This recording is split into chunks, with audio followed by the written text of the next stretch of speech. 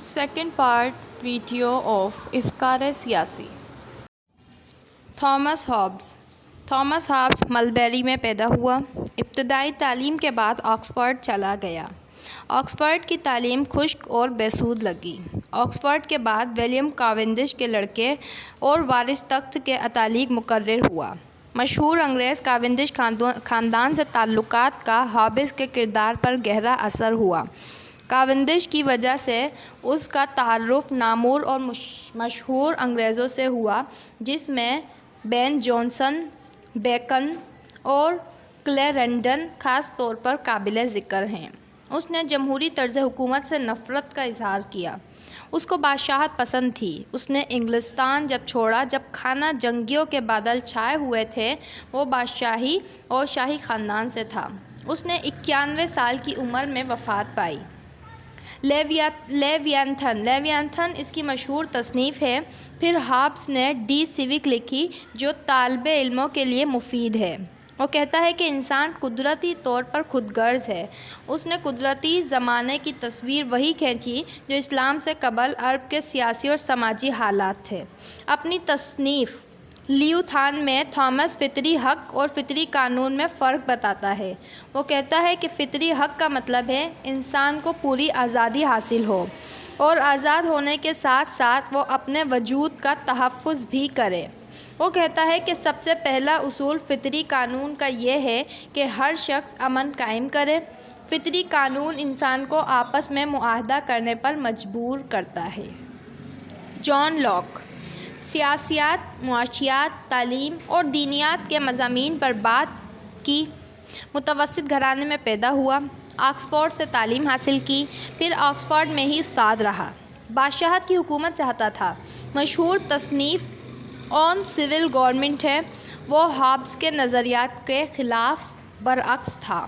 وہ کہتا ہے کہ انسان ایک سماجی کیڑا ہے جو عقل و استدلال کا مالک ہے. وہ حریص نہیں بلکہ سب کے ساتھ مل کر زندگی گزارنا چاہتا ہے. قدرتی زمانے میں لوگ فطری قانون کی اطاعت کرتے ہیں. قانون فطرت کی رو سے افراد کو 3 اہم حقوق حاصل ہیں: حق آزادی، حق زندگی، حق جائیداد. قدرتی زمانہ وحشت، بربریت، خوف زندگی، خوف اور نفرت کا زمانہ نہیں تھا بلکہ پرسکون زمانہ تھا. لاک کے نزدیک آزادی کا مطلب افراد سوائے قانون اور فطرت کے تمام قواعد و ضوابط سے آزاد ہوں. حقوق فطری اور پیدائشی ہوتے ہیں جو کہ معاشرے کا عطیہ نہیں. وہ حکومت کو بادشاہت، اشرافیہ اور جمہوریت میں تقسیم کرتا ہے. تمام فرائض کے علاوہ حکومت کا اہم فرض وفاقی بھی ہے، جس کے تحت حکومت عوام کے مفاد کا تحفظ کرتی ہے، امن و امان برقرار رکھتی ہے. وہ جمہوریت کو پسند کرتا ہے. مونٹیسکیو وکیل کا بیٹا تھا. بچپن کا نام چارلس لوئس تھا. ابتدائی تعلیم پر بہت توجہ دی گئی. 7 سال کی عمر میں ماں باپ کی وفات ہو گئی.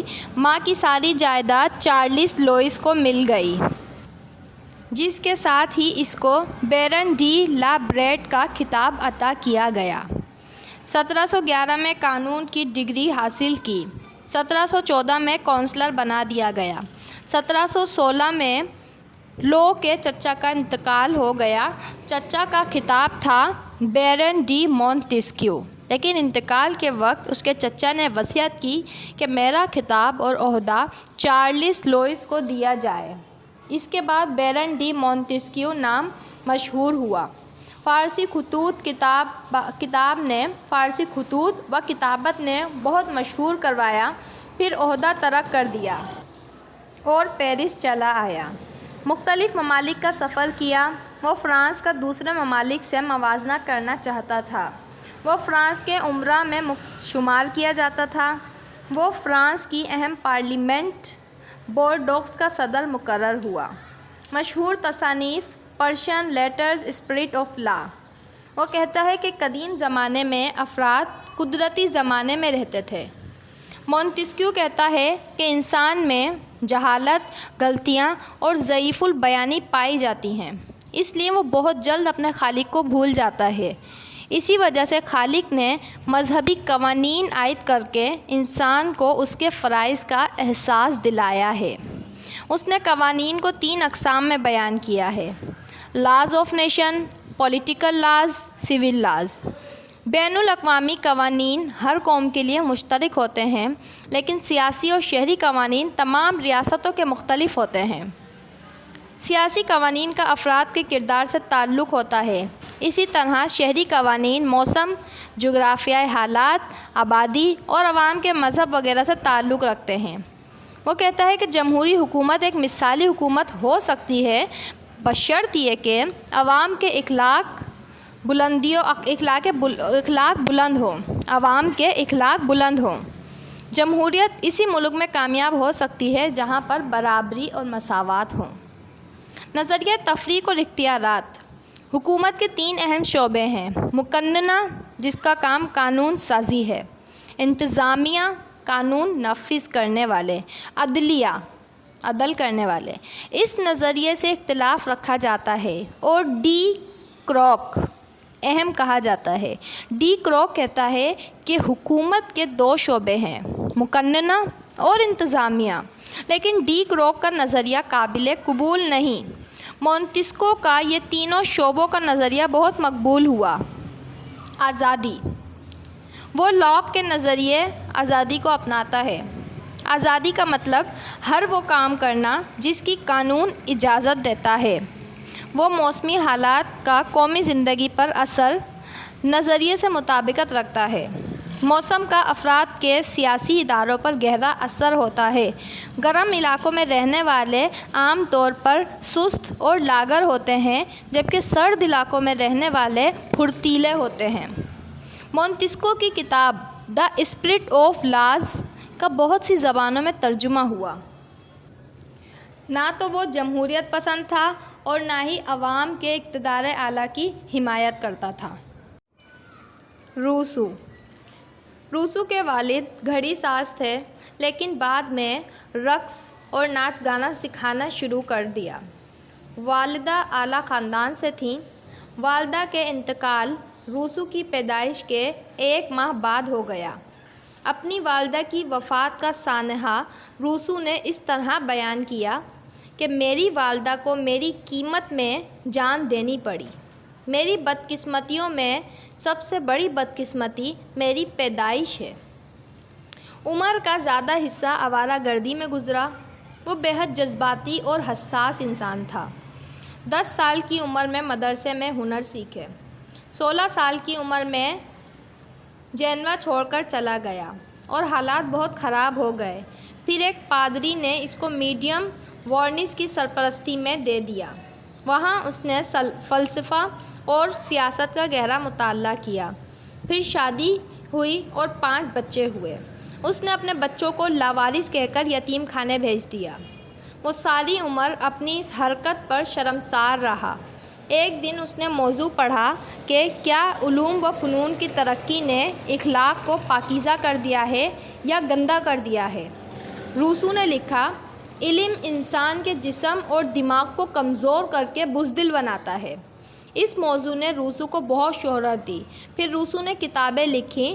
Discourse on the origin of inequality کتاب لکھی۔ اس کا قول تھا کہ انسان فطری طور پر نیک اور اچھا ہے، لیکن سیاسی اور سماجی اداروں نے اس کے اندر برائی پیدا کر دی ہے۔ اس نے کہا کہ انسان آزاد پیدا ہوا ہے، لیکن ہر جگہ وہ زنجیروں سے جکڑا ہوا ہے۔ روسو تھامس ہابز اور گروٹیس کے نظریات کو مسترد کرتا ہے۔ وہ افلاطون اور مونتسکو کے نظریات سے متاثر تھا۔ جائیداد کا نظریہ فساد کی جڑ ہے۔ پہلے یہ نہیں تھا تو لوگ خوشحال تھے، لیکن اس کے آنے کے بعد لوگ بدحال اور ایک دوسرے کے دشمن ہو گئے۔ خاندان بنتے ہی لوگوں میں میرے تیرے کی تمیز آ گئی۔ دی تھیوری آف جنرل ول نظریہ ارادہ عامہ۔ روسو نے ارادہ عامہ کو 2 حصوں میں تقسیم کیا: ارادہ حقیقی ایکچول ول، ارادہ اصلی ریئل ول۔ ارادہ حقیقی میں فرد اپنے مفاد کو دیکھتا ہے، ارادہ اصلی میں معاشرے کا مفاد دیکھا جاتا ہے۔ ارادہ اصلی سے سیاسی نظام چلتا ہے۔ روسو نے تعلیم پر زور دیا۔ حکومت کی تقسیم مونتسکیو کے مطابق کی۔ 18ویں صدی کا پہلا مفکر تھا جس نے انفرادیت کی حمایت کی۔ روسو نے تعلیم کا یہ خاکہ پیش کیا کہ ابتدائی تعلیم بچے میں اخوت، مساوات اور تنظیم پیدا کرے۔ 10 سال سے 15 سال کی عمر تک ملکی حالات سے آگاہ کرایا جائے۔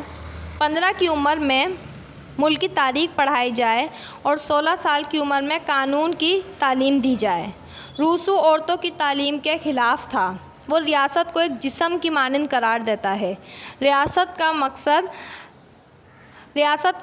اور ریاست کا مقتدر اعلیٰ انسان کے سر کی طرح ہوتا ہے۔ رسم و رواج اور قانون کی حیثیت دماغ کی طرح۔ جج اور میجسٹریٹ انسان کے قوت ارادے کے مانند ہوتے ہیں۔ صنعت و حرفت اور زراعت پیٹ اور منہ کی حیثیت رکھتے ہیں۔ ریاست کا شعبہ معاشیات اور دل کی طرح ہوتا ہے۔ جیرمی بینتھم نظریہ افادیت کا سب سے بڑا علم بردار تصور کیا جاتا ہے، لیکن جیرمی سے پہلے بھی بہت سے سیاسی مفکرین نے اس افادیت پسندی کو اپنی تصنیف میں ترقی دی۔ 17ویں صدی میں رچرڈ کمبرلینڈ پہلا مفکر تھا جس نے اس نظریے کو ایجاد کیا۔ ہل ویٹس کا قول ہے کہ تمام انسان یکساں ہیں۔ افادیت پسندی 19ویں صدی میں مقبول ہوا۔ جیرمی بینتھم کا باپ وکیل تھا۔ ابتدائی عمر میں موسیقی، رقص، فرانسیسی زبان سیکھی۔ آکسفورڈ سے تعلیم لی، لیکن آکسفورڈ کو پسند نہیں کیا۔ قانونی تعلیم کے لیے لنکن گیا۔ بیرسٹر بن گیا، لیکن پھر ترک کر دیا۔ مختلف ممالک کی سفر اور سیاحت کی۔ واپس انگلستان آ کر پارلیمنٹ میں شامل ہونا چاہا، لیکن ناکام ہو گیا اور ناکامی کا گہرا اثر ہوا۔ پھر اپنی کتاب قانون سازی اور اخلاقی اصول شائع کی، جو مقبول بھی ہوئی۔ شہرت کا آغاز اس کتاب سے ہی ہوا۔ انقلابی لیڈروں میں بھی ناکامی پائی۔ 35 سال کی عمر میں پریسلے مضمون پر پڑے۔ پریسلے کا نظریہ کا بہت اثر ہوا۔ ریاست کی خوشحالی اور فارغ البالی کا معیار اس کی عوام کی اکثریت کی مسرت پر ہے۔ بینتھم کا بھی یہی قول تھا۔ بینتھم نے بلیک اسٹون کے نظریات کی مذمت کی۔ اس نے اپنی کتاب فریگمنٹ آن گورنمنٹ میں انگلستان کی حکومت کے لیے صدائے احتجاج بلند کی۔ بہت سے سیاستدان سے ملاقات ہوئی۔ بینتھم کو قانون اور قانون سازی سے بہت دلچسپی تھی۔ وہ حکومت میں ترمیم کرنا چاہتا تھا۔ بینتھم نے اپنی لاش کی وصیت کی کہ اسے سائنسدانوں کو دے دی جائے تاکہ تجربات ہوں۔ بینتھم کی لاش کا ڈھانچہ آج بھی یونیورسٹی آف لندن میں رکھا ہوا ہے۔ بینتھم کہتا ہے کہ ہر انسان خوش رہنا چاہتا ہے، لہٰذا ریاست کا مقصد بھی لوگوں کی خوشی ہونا چاہیے۔ بینتھم نے لذت کی 14 قسمیں بتائی ہیں: ہوش و حواس، دولت، مہارت، دوستی، مسرت، اقتدار، نیکی، کینہ یا حسد، خیر خواہی، یادداشت، قیاس، قوت تخیلہ، توقع و امید، اتفاق، میل ملاپ، نجات۔ بینتھم نے درد کی 12 اقسام بتائی ہیں: نقصان، تنگی، ہوش حواس، خرابی، دشمنی، نیکی، بدنامی، خیر خواہی، حسد، یادداشت، قیاس، توقع، اتفاق۔ ایک اچھی حکومت کا سب سے بڑا مقصد افراد کو زیادہ سے زیادہ فائدہ پہنچانا ہے۔ بینتھم کہتا ہے کہ ملک کے سیاسی اداروں کی تشکیل اس طرح ہونی چاہیے کہ عوام حکومت کے امور میں بالواسطہ طور پر حصہ لے سکیں۔ وہ کہتا ہے کہ عوام حکومت کی اطاعت اسی لیے کرتی ہے کہ حکومت عوام کو فائدہ پہنچائے۔ ریاست معاہدے کی وجہ سے نہیں بلکہ افراد کی عادتی اطاعت کی وجہ سے وجود میں آتی ہے۔ بینتھم فطری قانون کی سخت مخالفت کرتا ہے۔ وہ مساوات اور آزادی پر یقین رکھتا ہے۔ بینتھم حاکم اعلیٰ کو لامحدود اختیارات دیتا ہے۔ حقوق کے تحفظ کے لیے اقتدار کا وجود لازمی ہے۔ بینتھم تحریری حکومت کو ترجیح دیتا ہے۔ فرائض 3 قسم کے ہیں: سیاسی، مذہبی، اخلاقی، لیکن حقوق 2 قسم کے ہیں: قانونی و اخلاقی۔ بینتھم جمہوری حکومت کو پسند کرتا ہے۔ وہ انصاف کو ترجیح دیتا ہے۔ وہ عملی انسان تھا۔ وہ جوری سسٹم کے حق میں تھا اور سخت سزاؤں کے خلاف تھا۔ جان اسٹارٹ مل۔ جیرمی بینتھم کا مشہور شاگرد جان اسٹارٹ مل تھا۔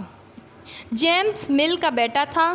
جیمز مل نے ساری ذمہ داری بیٹے کی پڑھائی کی خود لے لی۔ 3 سال کی عمر میں جان نے یونانی زبان سیکھی۔ 8 سال کی عمر میں لاطینی زبان سیکھی۔ 12 سال کی عمر میں منطق سیکھی۔ جیرمی کے بھائی کے ساتھ فرانس گیا، وہاں فرانسی زبان سیکھی۔ 15 سال کی عمر میں علم نفسیات کی تعلیم حاصل کی۔ قانون کی تعلیم میں دلچسپی تھی۔ قانون کی تعلیم 2 سال تک سیکھی لیکن پھر چھوڑ دی۔ کلرک کی نوکری شروع کی۔ پھر جیرمی بینتھم کے مقدمہ قانون اور اخلاق کا مطالعہ کیا، جس سے بہت متاثر ہوا اور بینتھم کے نظریات کو ترقی دینے لگا۔ ملازمت سے ریٹائر ہونے کے بعد ویسٹ منسٹر میگزین میں ایڈیٹر کی حیثیت سے کام کرتا رہا۔ مشہور تصانیف یوٹیلیٹیرینزم اور لبرٹی ہے۔ سیاست میں ہر مسئلے پر کھل کر بحث کی۔ ریاست، افادیت، سب پر بات کی۔ حکومت کا فرض ہے کہ وہ معاشرے کو خوشحال بنائے۔ وہ کہتا ہے کہ حکومت صرف عوام کے تعاون کی وجہ سے برقرار رہتی ہے۔ انفرادی آزادی کو اہمیت دیتا ہے۔ ریاست افراد کی زندگی میں دخل اندازی نہیں کر سکتی۔ وہ بینتھم کے نظریات سے اختلاف تھوڑا سا رکھتا ہے۔ جان اسٹارٹ مل کا قول ہے کہ سقراط ہو کر غیر مطمئن رہنا بے وقوف ہو کر مطمئن رہنے سے بہتر ہے، اور انسان ہو کر غیر مطمئن ہونا جانور ہو کر مطمئن ہونے سے بہتر ہے۔ عورتوں کو سیاسی حقوق دلانے میں جان اسٹارٹ مل کا بہت بڑا کردار ہے۔ تھامس ہل گرین۔ ایک نئے نظریے نے جنم لیا جس کو اینیت پسندی یا تصوریت پسندی کہا جاتا ہے۔ افادیت کا تعلق افراد کی مسرتوں سے تھا، جبکہ اینیت کا تعلق افراد کی اخلاقی برتری سے تھا۔ اس فلسفے کا پیروکار انگریز مفکر تھامس ہل گرین تھا۔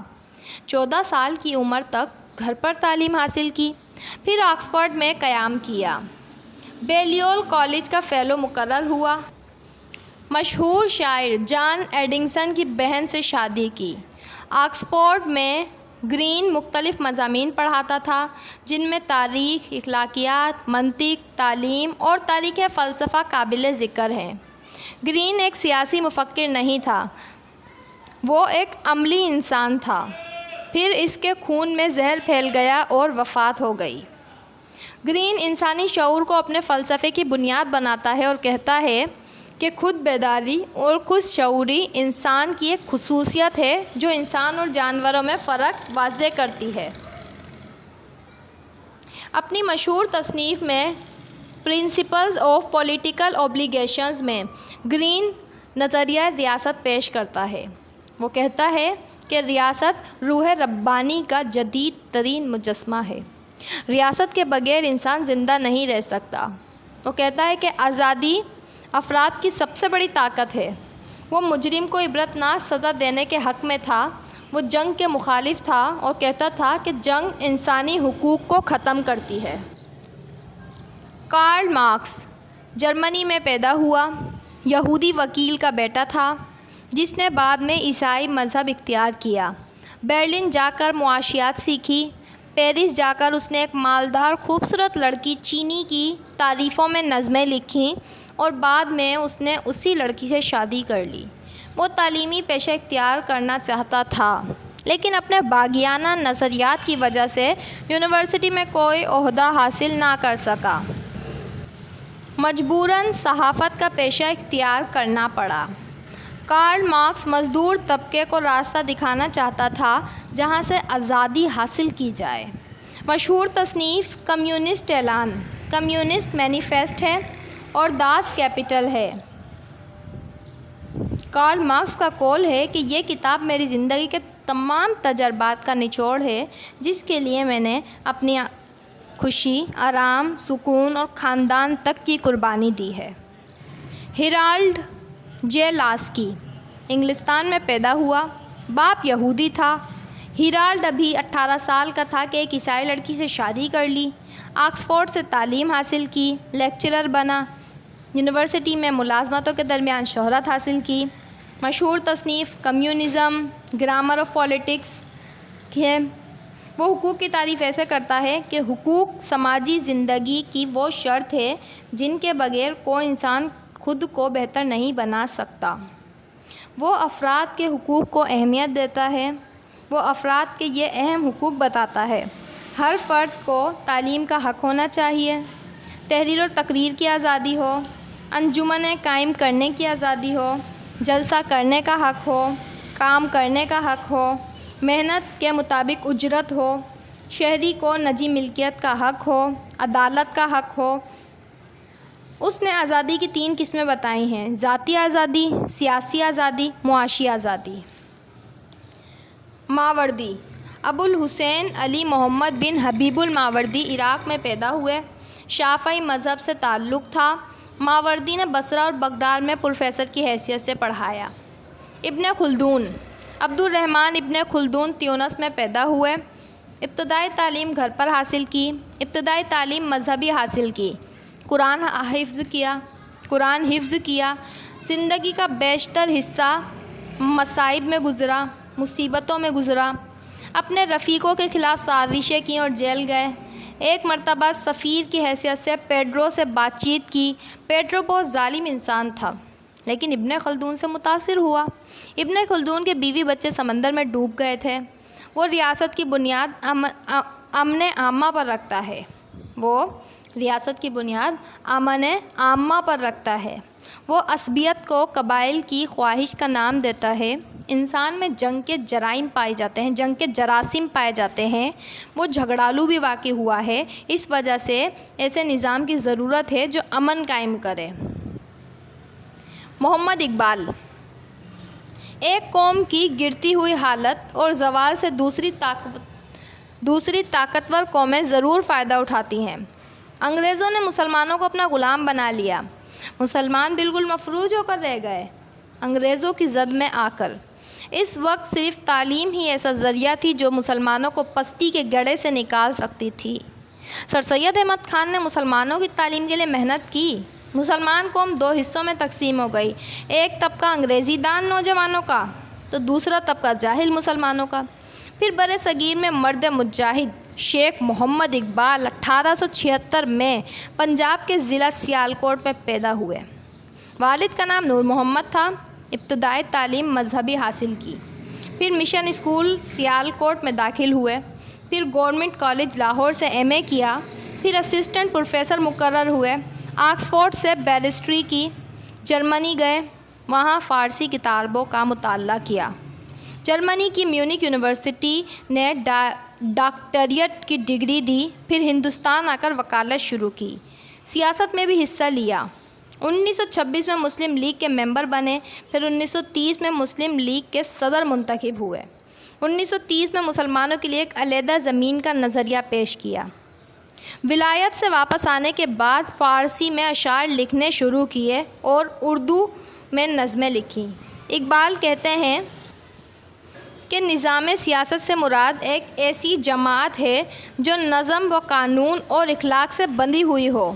وہ کہتے ہیں کہ جو لوگ سیاست کو مذہب سے جدا کرتے ہیں وہ تن کو جان سے علیحدہ کرتے ہیں۔ ابن عربی شیخ اکبر معین الدین ابن عربی اندلس کے شہر میں پیدا ہوئے۔ حاتم طائی کے خاندان سے تعلق رکھتے تھے۔ ابن عربی کے آبا و اجداد نے عربوں کی فتح کے بعد اسپین میں سکونت اختیار کی۔ آپ کے والد کا نام علی تھا۔ کہا جاتا ہے کہ ابن عربی کے والد علی کے یہاں کافی عرصے تک اولاد نہیں ہوئی۔ علی کی ملاقات حضرت عبد القادر جیلانی سے ہو گئی تو آپ سے درخواست کی کہ باری تعالیٰ سے دعا کریں کہ خدا ان کو فرزند عطا کرے۔ عبد القادر جیلانی نے دعا کی اور علی کے یہاں اولاد ہوئی۔ اس وقت علی نے اس کا نام معین الدین رکھا۔ ابن عربی کی پیدائش کے بعد حضرت عبد القادر نے دعا کی کہ خدا اس بچے کو روحانی طاقت عطا کرے۔ خدا نے ابن عربی کے دل و دماغ کو تمام اعلیٰ صفات سے مزین کیا اور جنہوں نے تاریخ تصوف اسلام میں ایک مفکر اعظم کا مرتبہ حاصل کیا۔ ابن عربی نے ابو بکر بن خلف کی شاگردی اختیار کی، قرآن اور حدیث کی تعلیم حاصل کی، پھر فقہ سیکھا اپنے والد سے۔ عربی نے شہرت حاصل کی، فاریہ جا کر اپنی مشہور تصنیف مواقع النجوم شائع کی۔ ابن عربی نے خواب میں دیکھا کہ ستاروں سے شادی کی اور پھر چاند سے بھی شادی کی۔ تعبیر معلوم کی تو بتایا کہ ایسا خوش نصیب انسان ہے جس پر عنقریب بے انتہا روحانی نعمتیں نازل ہونے والی ہیں، اور ایسا پراسرار کائنات منکشف ہوں گے کہ کوئی شخص مقابلہ نہیں کر سکے گا، اور دنیا میں ایک درخشاں ستارے کی مانند چمکے گا۔ آپ کو 2 بار قتل کرنے کی کوشش کی گئی جو کہ ناکام رہی، پھر ایک شہزادے کے سیکرٹری رہے، پھر دمشق میں وفات ہوئی۔ ابن عربی نے ریاست کی آبادی کو 2 حصوں میں تقسیم کیا ہے: زراعتی حصہ، شہری آبادی حصہ۔ زراعتی حصہ ملک کی پوری آبادی کے لیے غذا اور اناج پیدا کرتا ہے، کیونکہ زراعت پیشہ لوگ انسانیت کی اہم خدمت انجام دیتے ہیں۔ اس وجہ سے شہریوں کے 3 حقوق ہیں: ان کے لیے زیادہ سے زیادہ پانی مہیا کرنا، پوری آزادی ہو انہیں کام کرنے کی، کم سے کم ان پر ٹیکس عائد کیا جائے۔ وہ عدلیہ کو ریاست کے سب سے اہم شعبہ بتاتے ہیں اور کہتے ہیں کہ ججوں میں یہ صفات ہونی چاہیے کہ جج کے اندر خوف خدا ہو، عام فہمی ہو، اس کا کردار کسی سفارش سے متاثر نہ ہو سکے، اس وقت تک فیصلہ نہ دے جب تک تمام ثبوت نہ ہو، مناسب سزا دینے میں اس کو ڈر یا خوف نہ ہو، نہ سفارش سے نہ تحفے سے نہ یہ چیزیں قبول نہ کرے، کبھی کبھی مسکرائے، جج کو کم گو ہونا چاہیے اور یتیموں کی جائیداد کا تحفظ کرے۔ تو یہ جو ہے وہ نوٹس ہم نے بنائے تھے افکار سیاسی بک کے۔ Thank you so much.